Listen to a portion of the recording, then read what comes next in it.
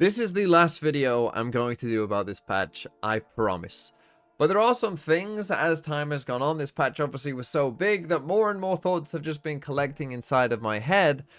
And so there are some things that I just need to talk about. We're actually going to start on a positive note, which is the maps. Now, when the map changes came out, generally the sentiment was this is pretty positive, but obviously it's much better when you can actually go into the maps yourself and see those changes and see how they feel and what they look like.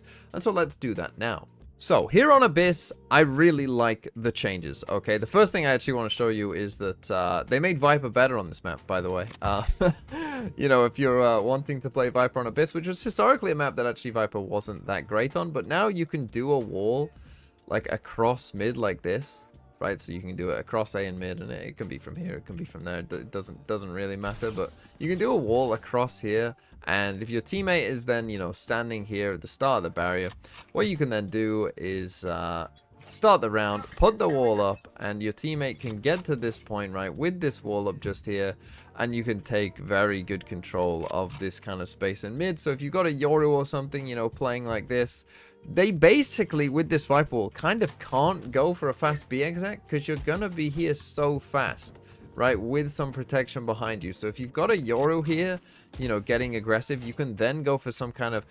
I really like this change. I think this is an amazing change, by the way, this change to the map. Because, as I said, you can do these kind of plays. And you know what you always struggled with on this B site? You know, one of the main problems that we had with the old B site was that you couldn't really play on site, but you also couldn't really be aggressive that easily either, right? Like, it was hard to be aggressive down here. You would probably need at least 3 players, if not 4 sometimes, to actually make this work, because it's quite difficult to be aggressive here.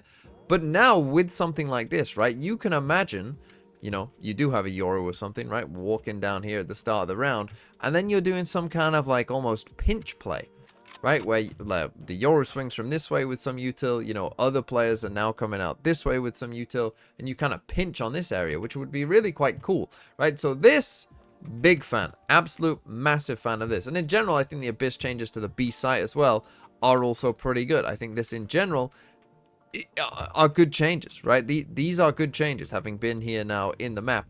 There is only one part of this that I don't like, which if I swap team, I will quickly show you when I grab the spike. So the only one change I don't love, because again, they've changed where you can plant, right? So you can no longer plant out here, which is good, right? Because it means that from back here, you know, you can't just sit back here and do this. You can still see some of it, right? Like if you come to the very wide, you still might be able to see, you know, like spikes planted, you know, further down.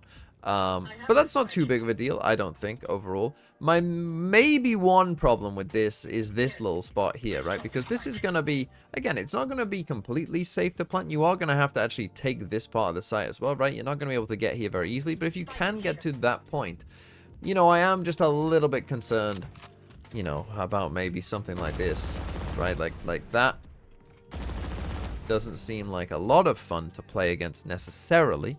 If you are trying to defuse the spike just there, you know, you can also put smokes on here that essentially, you know, one-way this as well, right? It doesn't have to be a Viper orb, but, you know, that's just an example for you there that you can, you know, one-way that with smaller smokes also. So this is maybe the one little part that I'm like, we'll see. But other than that, I think these are really good changes. But as the title and thumbnail of this video suggests, there were some other things that were pointed out to me. There was things on Reddit as well about this, of some things that make me almost a little bit concerned, right? Because it feels like some things have just been forgotten, and I don't think that's very good. And I'm not talking about like, oh, you didn't nerf Viper enough. I mean, in terms of like, I don't get why these things exist, because... For instance, if we take a look at some of the changes they made, such as, we're also aiming to create more consistency across the game's various debuffs, making it easier to build muscle memory when playing with or against effects like nearsight, concuss, and stims. Now, again, I had my own problems with this in general, but those aside, right, they changed, you know, all of these stuns to 2.5 seconds, makes sense, and they changed the stims and whatever as well, but if you actually come into the game and use Teo, and use his stun, I'll turn the timer off as well so you can just see it. If I try and stun myself, you know, around 135, 4, 3, 2, 1, it's a 4-second stun, and it's still a 4-second stun. Why? right? Like, why is this a 4-second stun? This is also true, by the way, for the Skydog, that if you hit someone with the Skydogs, like in the middle, that's also a 4-second stun. Well, why? And I also pointed this out on Plat Chat as well, but they changed all the other Sentinel cooldowns, you know, from 45 to 60 here on Vice. They did it to Cypher as well, right? When Sentinel utility gets destroyed, it now has a 60-second cooldown. But that weirdly isn't true for either Chamber or Veto. I don't know why, right? They aren't in the patch notes, so I don't really understand it. Another thing that they also seem to have maybe forgot was Veto's ultimate, because Veto gets a stim, you know, from his ult, but he's not mentioned here. That to me is a little bit worrying, because I do think that, like, it feels like you're lacking in detail here, right? You're missing on details, which is never really a great sign. I don't know if this is an oversight, if this is an actual intentional decision by Riot. I mean, the tail one, I really do not understand. That one, why on earth would Breach's stun get nerfed, but not Teo's? That one simply must be an oversight, surely, right? But I've given a lot of thoughts about my kind of current state of the game and what I've thought of the patch, but I do want to look ahead to the future, right? What does the future now look like with this patch in place? Because I actually came away from yesterday's video when I was doing the agent tier list, and I actually came away feeling like, actually, you know what? We're not that far away. Because when I was doing the agent tier list, I kind of realized, like, for the most part, Veto, you know, we'll see where Veto ends up, you know, and Riot can't necessarily predict exactly where, you know, how strong Veto is going to be and how much he's going to get played. But, you know, outside of Veto, and we'll see where he ends up. And if Veto is too strong, by the way, I think there will be very easy fixes to him, right? Like making his ult 8 cost, making it so that his ult has a timer, you know, obviously changing the things that I talked about to actually make him in line with all the other Sentinels as well. Right, like limiting the TP so that you can't use 2 straight away, and just, you know, you have to have a small cooldown before you can use the second one. Like, those are all very easy fixes that I think very, very quickly, like Veto would be, you know, if he is too strong, he could very easily be brought back to, you know, a decent level versus the other Sentinels. But in terms of the Sentinels that we know about and how strong they are, I actually think they did a good job. I actually think the Sentinel class now is in a really interesting kind of space, maybe aside from Deadlock, but other than Deadlock, I think the Sentinel class is in a good space, and they did a good job, and looking ahead, it should be pretty competitive, and they don't, other than Veto, perhaps need to change that much at all, to be honest.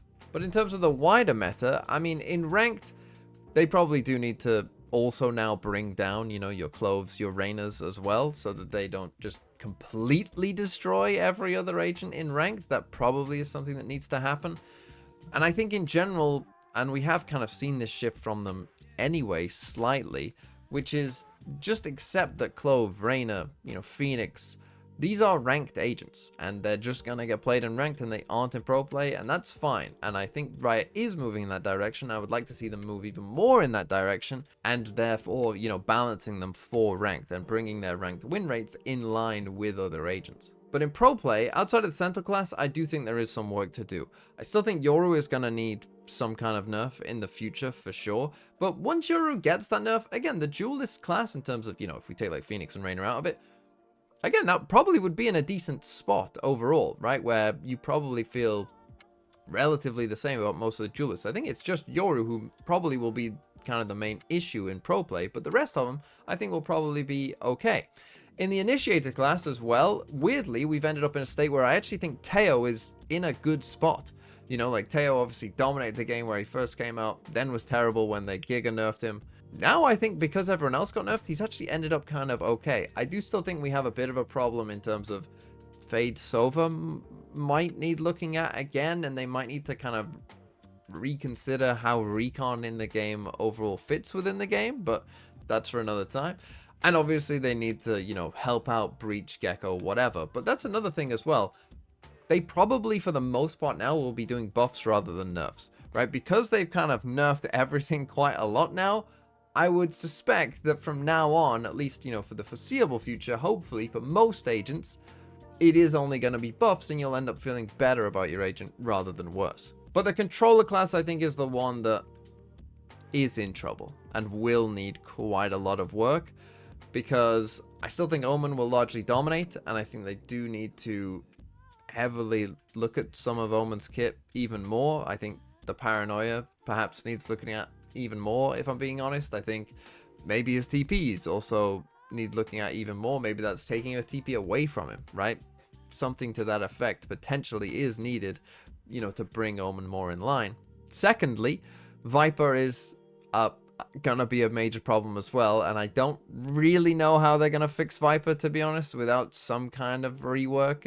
If they just keep nerfing the numbers, unless they go crazy, right, and really nerf the numbers, then I don't really see a way that Viper is gonna be not either completely terrible or continue to dominate in pro play, to be honest. So that's one that kind of also needs a fundamental change, if I'm being honest. They also probably need to introduce another controller as well to give it just a bit more variety, a bit more spice. Obviously, we're getting the Harbor rework. We'll have to see how that goes.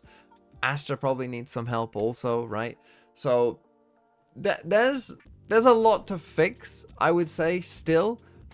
But I do think that now it hopefully will be at least a little bit easier for them, because they should be able to do buffs rather than nerfs, and people will end up feeling better about things.